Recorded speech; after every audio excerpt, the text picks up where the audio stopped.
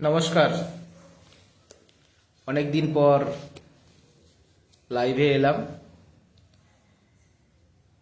Facebook লাইভে যারা সরাসরি শুনছেন এবং পরে যারা শুনবেন সবাইকে সংগ্রামী অভিনন্দন। রাজ্য জুড়ে আমার বিভিন্ন চাকরি প্রার্থীরা, নতুন চাকরি প্রার্থী এবং আমাদের 2016 সালের যারা আনটেন্টেড শিক্ষক শিক্ষিকা এবং যে সকল যোগ্য শিক্ষাকর্মী 3394, যাদেরকে অন্যায়ভাবে যাদের বেতন বন্ধ করে রেখেছে রাজ্য সরকার, আপনারা সকলেই অনেকেই জানিয়েছিলেন যাতে আমি আপনাদের সামনে কিছু তথ্য তুলে ধরি। দেখুন, এখন একটা ব্যায়ামও এসেছে, SIR, সব ভুলিয়ে দাও গুলিয়ে দাও। এই যে সরকারি বিদ্যালয়গুলোয় লক্ষ লক্ষ শূন্যপদ, প্রাইমারি 2009, গ্রুপ ডি, OBC সমস্যা, এই বাংলায় শিল্প নেই, কলকারখানা নেই, বেকারত্বের হাহাকার, বিধানসভায় বলছে 5.5-6 লক্ষ শূন্যপদ আছে, সভায় বলছে আমি ডবল চাকরি দেব,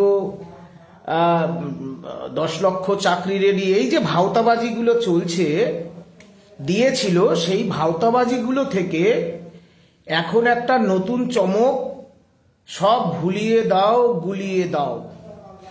এখন আমাদের SSC 2016 প্যানেলের এই যে মামলা যারা করেছিলেন তাদের মধ্যে উল্লেখযোগ্য একটি নাম হচ্ছে লক্ষ্মী তুঙ্গা।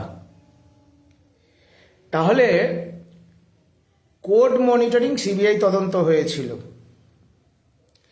তাহলে মহামান্য কলকাতা হাইকোর্টের সিঙ্গেল বেঞ্চ সেই CBI এর যে লিস্ট, সেই লিস্টে কারা কারা OMR manipulation, OMR mismatch, out of panel, rank jump and others সব দেখেছে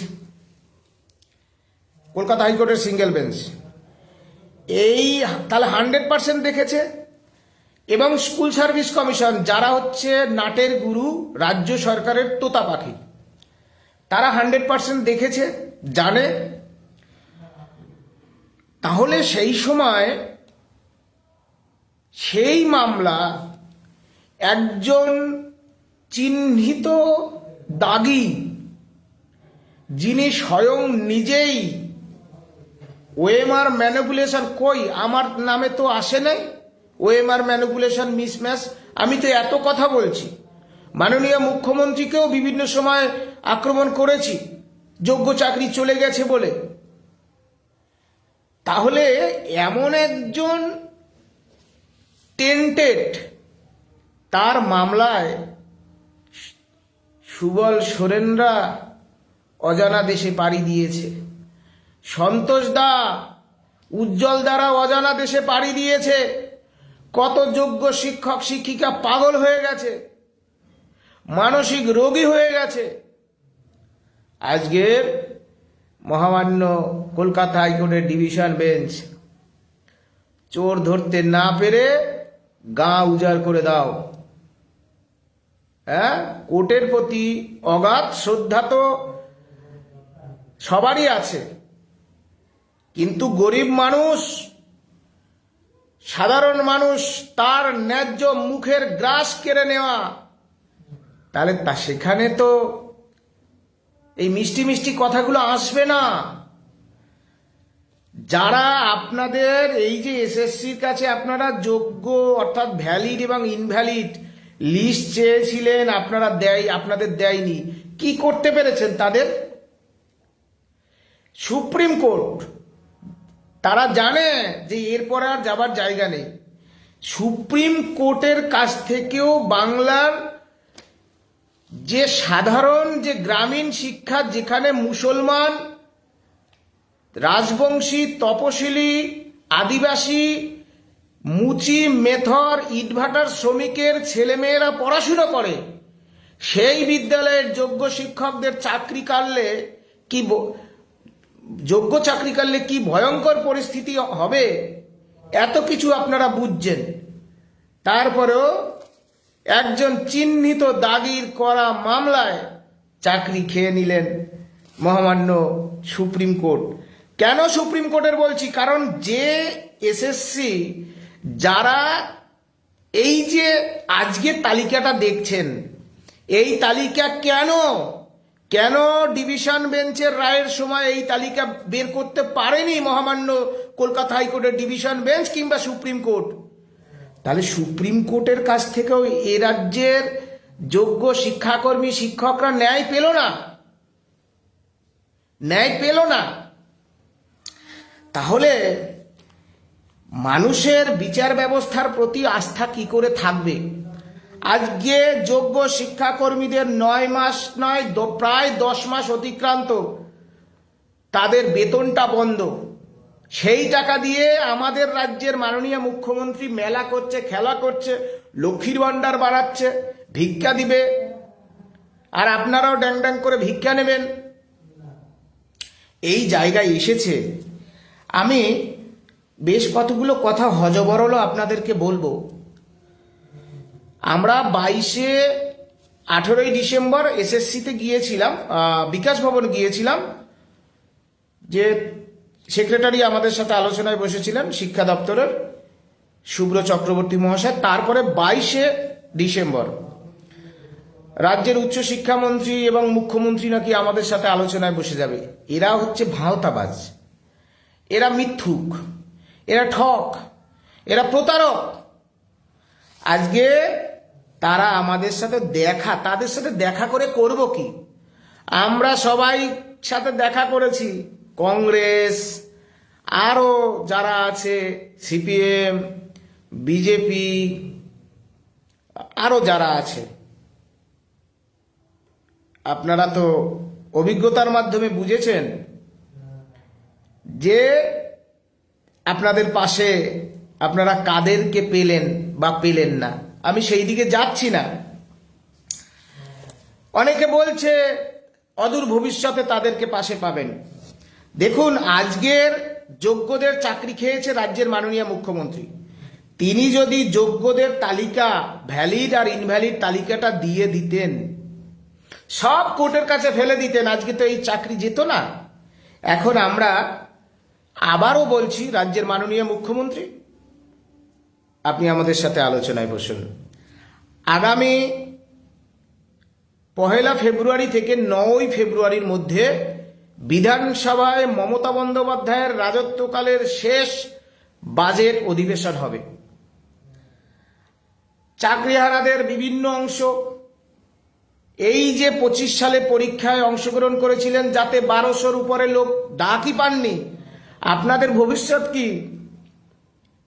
সুতরাং আপনাদের ভবিষ্যৎ নিয়ে কিন্তু সরকারের চিন্তা নেই। যারা ডাক পেয়েছেন তারা যে সবাই চাকরিটা পাবেন এবং কন্টিনিউশন পাবেন কিনা তারও কোনো গ্যারান্টি নেই। এই সরকার নিজেদের পাপ মুছে ফেলে কোনো রকমে আপনাদের একটা চাকরি দিয়ে ঝেড়ে ফেলতে চাইছে। সুতরাং আমরা সবার কাছে গিয়েছি, সবার প্রতি শ্রদ্ধা। যারা আমাদের পাশে প্রকৃত অর্থে থাকবে, শিক্ষকের কোনো জাত হয় না, শিক্ষকের কোনো জাত নেই, আমরা তাদের সঙ্গে আছি, তাদের সাথে থাকব। এবং এই যে শীতকালীন বাজেট অধিবেশনে, সেই আন্দোলনে আমরা সমস্ত রাজনৈতিক দলকেই বলবো, যদি কোনো রাজনৈতিক দল সেই আন্দোলনে অংশগ্রহণ করে আমরা স্বাগত জানাবো। এবং ইতিমধ্যেই বহু বিধায়ক ব্যক্তিগত স্তরে আমরা দেখাও করেছি, আপনারা জানেন, তারা বিধানসভায় তুলবেন। আইএসএফ এর মাননীয় নওশাদ সিদ্দিকী, তার দাদার সাথে আমরা দেখা করেছিলাম, যাতে বিধানসভায় তারা এই বিষয়টা উত্থাপন করেন। মাননীয় হুমায়ুন কবির, জনতা উন্নয়ন পার্টির যিনি চেয়ারম্যান, তার কাছে এই বক্তব্য আমরা রেখেছি। তাকে অনুরোধ জানিয়েছি। ভারতীয় জনতা পার্টির পক্ষে যারা শিক্ষক এমএলএরা আছেন অনেকের সাথেই আমার কথা হয়েছে বা হবে। সুতরাং শীতকালীন বাজেট অধিবেশনে মমতা বন্দ্যোপাধ্যায় যেভাবে আরজিকর আন্দোলনটাকে ভেঙে চুরমার করে দিয়েছে, পার পেয়ে গিয়েছিল, আমরা বিধায়কদের কাছে অনুরোধ জানাচ্ছি বাইরে সুমন বিশ্বাসরা, সত্যব্রত জানারা আন্দোলন নিয়ে হাজির হবে বিধানসভার মূল গেটে, আর ভিতরে মাননীয় বিধায়করা, মমতা বন্দ্যোপাধ্যায় আমাদের মুখ্যমন্ত্রী, তিনি যেন বাধ্য থাকেন যোগ্যদের তালিকা প্রকাশ করে বিধানসভায় যেন বিল আনেন। বিধানসভায় বিল যদি তিনি আপনারা বাধ্য করতে পারেন, এই বিল আনলেই এসএসসি 2016 প্যানেলের মামলাটা রিওপেন হবে। এটা হতে পারে না, সময়ের দাবি, আপনাদের এগিয়ে আসা প্রয়োজন। এত কষ্টের পাওয়া গ্রাম বাংলার ছেলেদের যোগ্য চাকরি যদি চলে যায়, কোর্টের প্রতি মানুষের আর কোনো আস্থা থাকবে? সরকারি চাকরি, শিক্ষকতার মতো চাকরিতে মানুষের কোনো আস্থা থাকবে? সব কিছু রাজনীতি দিয়ে বিশ্লেষণ করলে হবে না। এই পরীক্ষায় 1200+ যারা ডাক পায়নি, দৃষ্টিহীন শুক্লা বিশ্বাস সহ, দৃষ্টিহীন ত্রিদীপ রায়, রবীন্দ্রনাথ সাহা থেকে শুরু করে তাদের ভবিষ্যৎ কি? অ্যাফোরসেট পোস্টে ফ্রেশ সিলেকশন করার কথা বলা হয়েছিল, সেখানে ভ্যাকেন্সি রিডিউস করা হয়েছে বাংলা, ভিজুয়ালি হ্যান্ডিক্যাপ, সংস্কৃত, ফিজিক্যাল সায়েন্স, ভূগোল, বহু বিষয়। সুতরাং এই পরীক্ষাটা কেন নিয়েছেন আমাদের? এই পরীক্ষাটা নেওয়াটাই তো হয়েছে তাদের দুর্নীতি ঢাকার জন্য। মুখ্যমন্ত্রী যেন তেন ভাবে আইনের মার প্যাচে যাতে বেঁচে যায়। সুতরাং আমরা হতে দেব না। আমরা ওই 10 নম্বর এক্সপেরিয়েন্স ভিক্ষা চাইনি। ওই ভিক্ষা দিয়ে আপনাদেরকে বলবো ওই 10 নম্বর না দিলে তোমরা চাকরি পেতে না, ওই ভিক্ষা আমরা চাইনি। আমাদের এসএসসি 2016 প্যানেলের যোগ্য চাকরি চাই। পারলে যদি মনে করেন ভিডিও শেয়ার করবেন। চাকরিহারাদের কাছে অনুরোধ, আপনাদের অনেক অভিজ্ঞতা হয়েছে, দীর্ঘদিন ধরে রাস্তার আন্দোলন লড়েছেন, বিভিন্নভাবে মামলা করুন, দলগতভাবে মামলায় ফিরে আসুন। আর মহামান্য কলকাতা হাইকোর্ট এবং সুপ্রিম কোর্ট, তাদের বিবেচনা করা প্রয়োজন। একটা ভুল রায় কিছু রাজনৈতিক কারবারিদের ষড়যন্ত্র, কিছু মানুষের নিশ্চিত ষড়যন্ত্র আছে।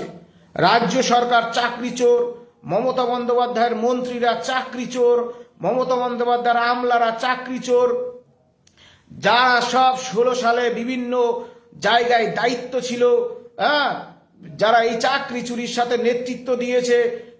তো সুতরাং এই যে চাকরি চোরদের বিরুদ্ধে মমতা বন্দ্যোপাধ্যায় তো কোনো ব্যবস্থা নেয়নি। সুতরাং কোর্টের বিবেচনা করা উচিত, কোর্টের বিবেচনা করা উচিত যে তাদের একটা ভুল রায়ে কত কত মানুষ দিশেহারা হয়ে গেছে। আজকে আমরা দীর্ঘদিন ধরে রাস্তায়, আজকে আমাদের দেখছেন কি প্রতিহিংসা করছে সরকার। ব্যক্তিগত কথা বলতে চাই না, আমি বলতে চাই আপনাদের মাধ্যমে, মাননীয় মুখ্যমন্ত্রী, এগুলো কোনো প্রতিবন্ধকতাই নয়। 50,000 টাকা দিয়েও মাস চলে যায়, আবার 500 টাকা দিয়েও একটা মাস কাটিয়ে দেওয়ার মতো মানসিক জোর নিয়ে প্রতিদিন তিলে তিলে নিজেকে তৈরি করছি। সুতরাং আমরা বলতে চাই, এসএসসি 2016 প্যানেল 26 সাল পর্যন্ত ঝুলেছে, আর এই 2025-এর যে প্যানেল, এই প্যানেলটা 2036 পর্যন্ত ঝুলবে।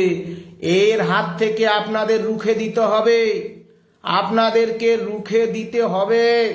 আসুন, শিক্ষাকর্মী ভাই ঋষিরাজের কথা শুনছিলাম, আসুন আপনারা যে কটা আমরা আন্দোলনের মঞ্চ বলুন বা সংগঠন বলুন বা যারা আছি, আপনারা একটা দাবিতেই আসুন, এসএসসি 2016 প্যানেল আলাদা, নতুন আলাদা।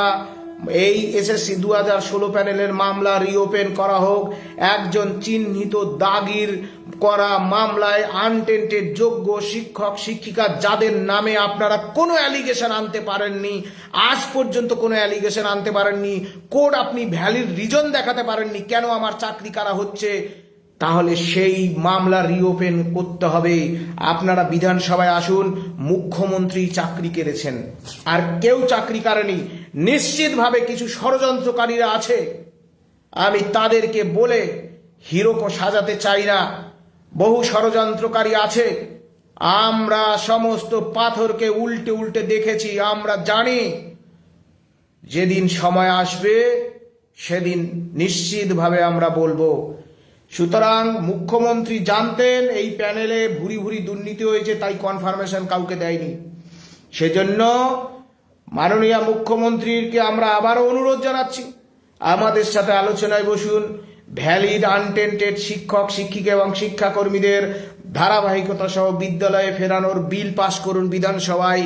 সেই বিল কোর্টে যাবে, সেই কোর্ট সেই বিল 100% বিবেচনা করে দেখবে যে কেন কোন পরিস্থিতিতে একটা নির্বাচিত সরকার অ্যাসেম্বলি তারা এই বিল পাশ করেছিল।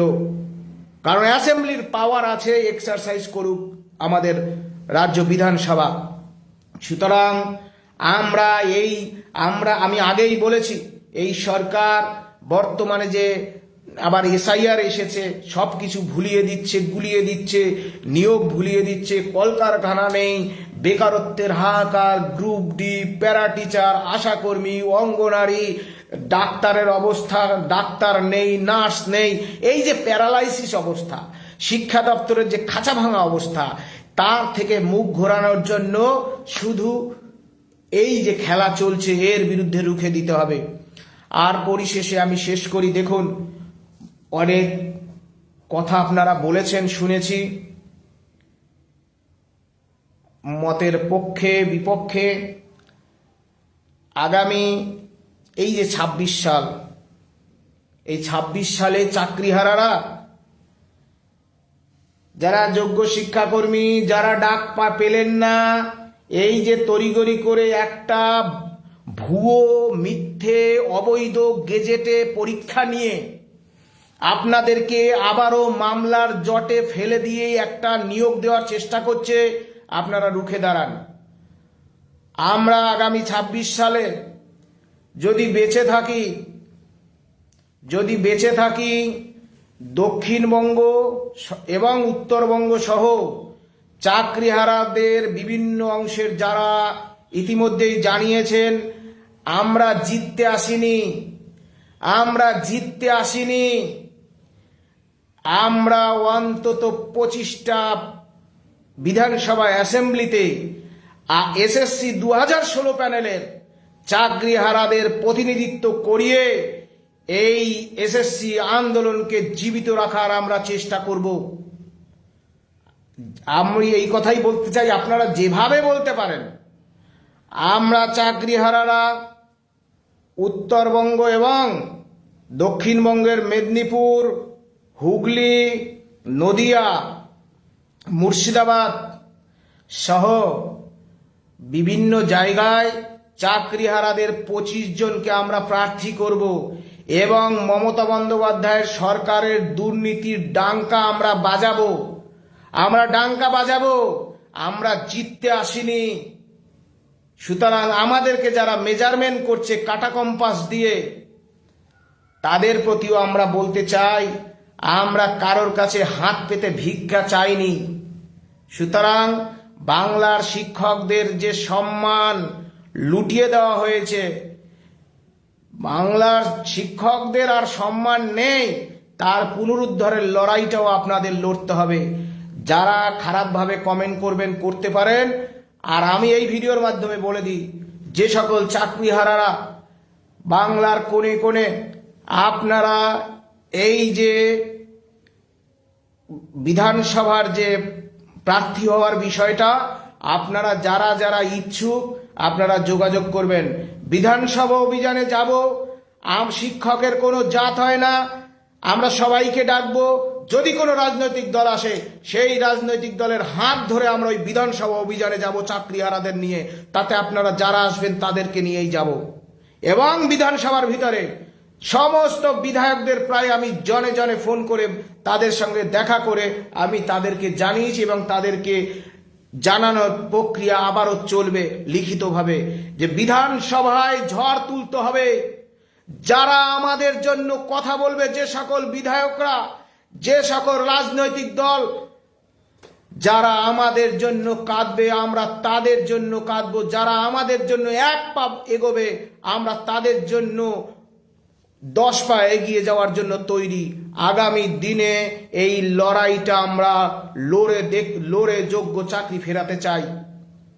কিন্তু আমরা অবশ্যই সচেতন, যারা আরজি করের মতো একটা এত বড় আন্দোলনে নিজেদের অবদান রাখতে পারেনি, শুধু আন্দোলনটাকে হাইজ্যাক করার চেষ্টা করতে গিয়ে বারবার ব্যর্থ হয়েছিল।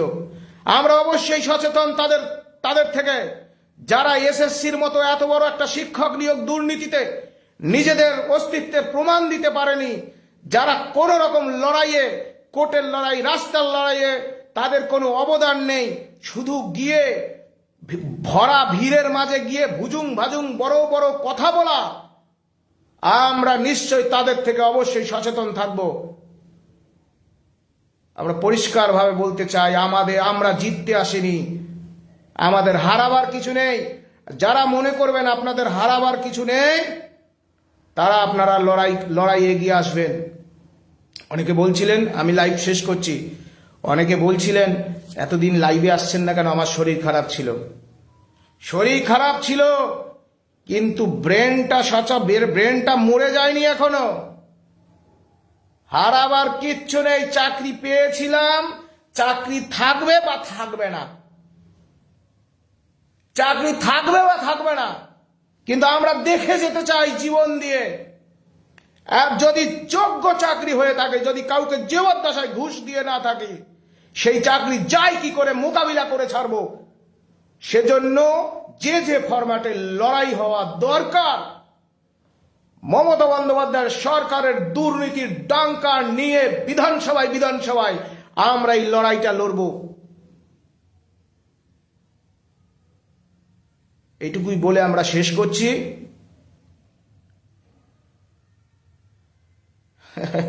যাই হোক, ঠিক আছে। দেখুন, কার কপালে কি আছে কেউ জানে না, কার কপালে কি আছে কেউ জানে না। এক সময় মমতা বন্দ্যোপাধ্যায়, তিনি আমাদের মুখ্যমন্ত্রী, রাস্তায় নিশ্চয়ই আন্দোলনের পরিপ্রেক্ষিতে অনেক কথা বলতে হয়, অনেক কথা বলতে হবে, কিন্তু তিনি আমাদের মুখ্যমন্ত্রী। কেউ ভেবেছিল মমতা বন্দ্যোপাধ্যায়, সিপিএম এর যিনি একজন বিশিষ্ট আমাদের স্পিকার ছিলেন সোমনাথ চ্যাটার্জি, তাকে হারাবে কেউ ভেবেছিল? পচা শামুকে পা কেটে গিয়েছিল। কবি সুকান্ত আপনাদের বারবার বলে গিয়েছিল, বারবার আপনাদের চেতনা দিয়ে গিয়েছিল, ক্ষুদ্র আমি তুচ্ছ নই, জানি আমি ভাবি বনস্পতি, বৃষ্টির মাটির রসে পাই আমি তারিত সম্মতি। সুতরাং এত কথা বলার দরকার নেই, নিজেকে তিলে তিলে তৈরি করুন। সেই পতাকাটা ঘাড়ে নিয়ে হাঁটার জন্য সেই ঘাটটাকে শক্ত করুন।